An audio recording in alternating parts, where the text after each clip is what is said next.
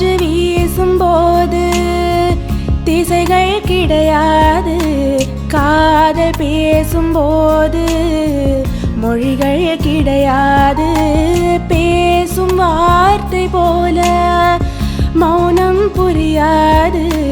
கண்கள் பேசும் வார்த்தை கடவுள் அறியாது. உலவி திரியும் காற்றுக்கு உருவம் தீட்ட முடியாது.